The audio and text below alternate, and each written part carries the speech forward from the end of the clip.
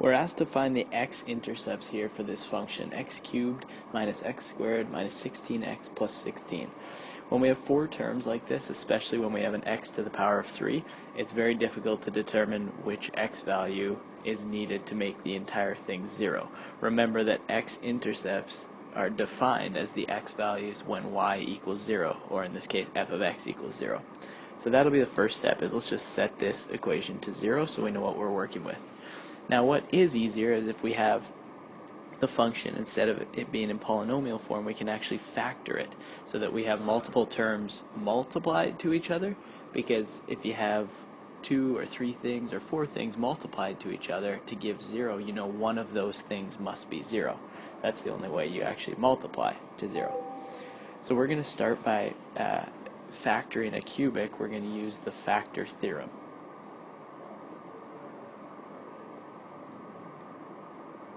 And don't get too confused as to what this is.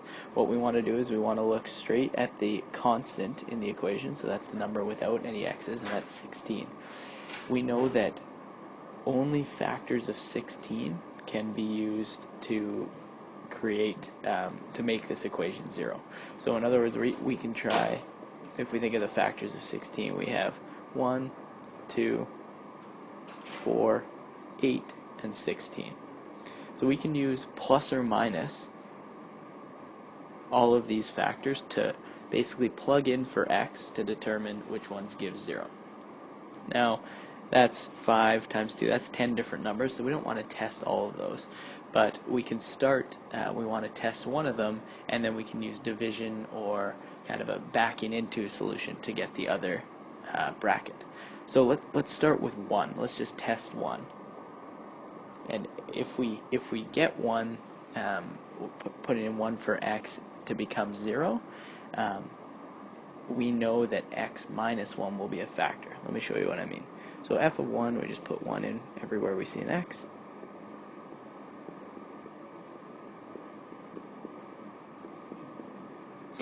And we get 1 minus 16 plus 16. Yes, that does equal 0. 1 minus 1 is 0, minus 16 plus 16 is 0. So that actually works. The fact that when we put 1 into this polynomial with the cubic that we get 0, that must mean that x minus 1 is a bracket that factors out of it. Because again, if we're setting this equal to 0, we know that we put 1 in, now these two things are multiplied, the first bracket is 0, so it must be a factor. So now we just want to create our other bracket, and then maybe we can factor that even further. The way I'm going to do this is, instead of using actually full long division, I'm just going to kind of work from the original function and divide x minus 1 out of it using sort of a backing into method. So we have an x in the first bracket. What does my next bracket have to start with? Well, I know that x multiplied to this term has to give x cubed. So x times what is x cubed? Well, that's going to be x squared, because x times x squared is x cubed. So now I can kind of put a check mark beside my x cubed. I've got that locked down. Now, by putting the x squared in there, I also have to multiply it to the negative 1. So that gives us negative x squared. Is that what we want? Looking back to the equation, yes, negative x squared. That's perfect. So that's all set too.